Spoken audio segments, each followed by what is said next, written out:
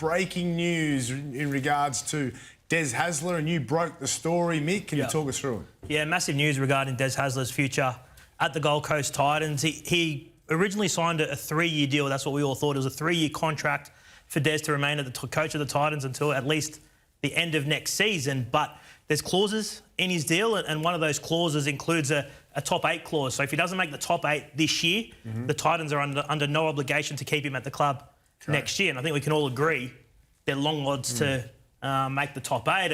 And then there's another element to it, potentially, that when there are mathematically no chance of playing finals footy this year, they could split ways immediately. So, yeah, there's a fair bit to play out there on the Gold Coast. I reckon, secondly, the second thing won't happen. I think Desi will finish the year, but that's a clause in the club's favour. So he's got 17 more rounds to turn it around, and hopefully he can do that. Well, no one knew about the clause. Apparently he needs 10 wins from the next 17. It will take to probably make the finals. Well, to make the finals, yeah. It's... Will they pull the trigger on this, though? The clause is there, and there's clauses in lots of contracts these days, but will they pull the trigger? Yeah, I think it's a bit premature to say they're Braith, but they're going to have the decision to make. We didn't think it was going to be a decision because he had that contract we all assumed for next season, but they will get an opportunity to make that call. Normally Desi has contracts in his favour, right? So this is that a bit unusual for Des? It is, but I think it's a sign of where Des was at the time when the Gold Coast got him, and I think it's some shrewd management from the Gold Coast Titans, because we've seen Des Hasler end up in the courtroom with his past 2 clubs, and it hasn't ended very well. But this is a way to safeguard them, and if Des has success, and he still might play finals footy, as unlikely as that is, or he gets next year. If not, well, it's a decision the club has control. And that's not something that's happened around Des Hasler's future over the last couple of clubs. I like Des as a coach, Mick. I think his track record speaks for itself. I think he's had to deal with some tough injuries in key positions this year, but we've all been around long enough to know how this rodeo goes. And if you try and read the tea leaves, it does appear as though the Gold Coast, there are some rumblings there, and they're probably gearing up that they're going to make a tough decision. Is it injuries, or is it his performance as a coach? I look at the injuries in key positions. Well, I look at the injuries in key positions this year.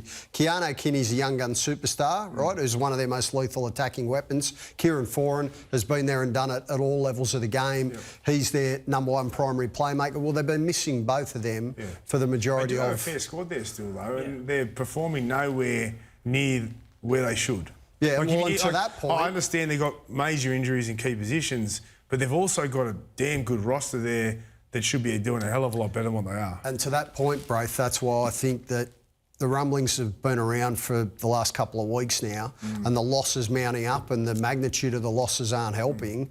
Now that this has been revealed, that Des does have that clause, it does feel as though that's the way it's headed. Gordy, you said a few weeks ago you did think they would be doing better than what they are. Yeah, I thought, signing someone like Desi Hasler, he would have an overhaul of your roster. We sign another front row. I think we're really lacking a halfback. But I thought we'd play that real gritty. Like, I played against Des. He was a gritty, no-nonsense, resilient type of player that you had to fight for everything. And I thought that in the second year with the Titans, we had a bit more optimism. Yeah, Kieran Foran hasn't played. Keano Kinney's been injured. Tino's been suspended. But I thought that we'd be in a higher position on the field. And to Gordy's point, they've leaked more than any other Gold Coast team. So, under a full-time coach, no coach has conceded more points for the Gold Coast Titans. And back to your point, Braith, around, he had 2 big question marks heading into when he took over. Can he unlock David Fifita? And what's the half situation going to be like? 18 months later, are we any clearer on either of those questions? Just a comparison too. If you look at other teams, and I look at a team like South, who have had a lot of injuries. And look, they've played really well considering they've had those injuries, Like, they've got Wayne there, obviously, but they've got 9 out of their top 30 that have been out.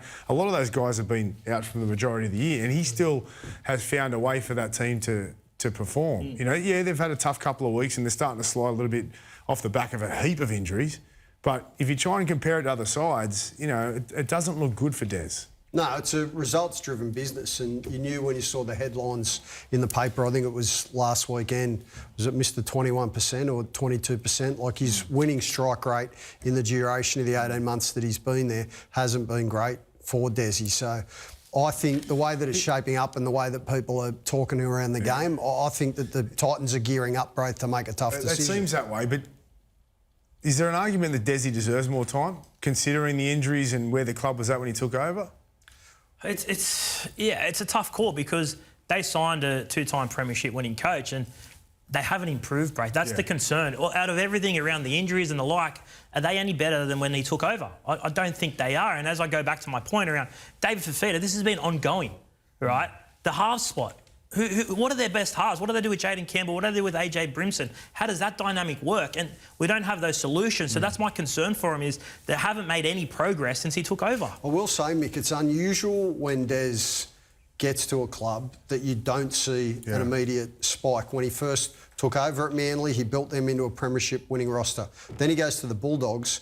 He revolutionises the side. Ben Barber wins the Dally M medal and they make the grand final that year. OK, they don't win it. Then they make another grand final a couple of years later. Then he goes back to Manly and they finish up in a prelim very early doors. So I think that's why if I'm the Gold Coast, I would be giving Des a little bit more time because I do think he's got enough runs on the board. But talking to people around the game over the last few weeks, it does feel as though it is an issue. Desi's had a couple of messy exits. I think that it ended up in court at both Manly and the Bulldogs. I'm not 100% sure. That's right. Lawyers were involved in both. So was this all about the Titans protecting themselves with this contract? It's a smart play from the Gold Coast Titans to insert this clause and have control over Des Hasler's future. I think it's a massive win for the management there. It's the club, really. Yeah. I think you've got to safeguard the club. Kevin Walters might have had that same clause in his contract. I think Desi's just... because he's not coaching the Broncos, he'd be gone by now. Well, it's smart, but also the Gold Coast have run into trouble with clauses over the years. If you look at the David Fifita deal, that ultimately got them into a bit of a scenario. Tino was similar. So this is one example where they have got it right. Justin Holbrook had him as well.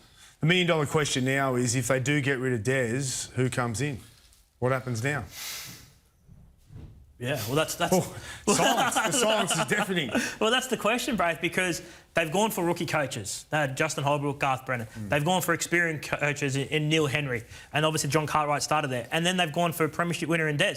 None of them, except for John Cartwright, have had any success there. So what's the formula for the Gold Coast Titans? Do you look in your own backyard then? I'm just thinking well, out loud there has to be some accountability. Have you got to look in your own backyard here? The management have to take some accountability, right? Because a lot of them have made those appointments. There's no doubt about it. But I'll give them credit by safeguarding them long term with this decision, with the clause inserted in the contract. But who the best coach is, I'm not sure. Do they go for a veteran guy? I don't know. It's very difficult. It's very... Has anyone got any names here? Someone will step off the roundabout. We're so lucky in a game that if we're in any other business, you got to go searching for a CEO.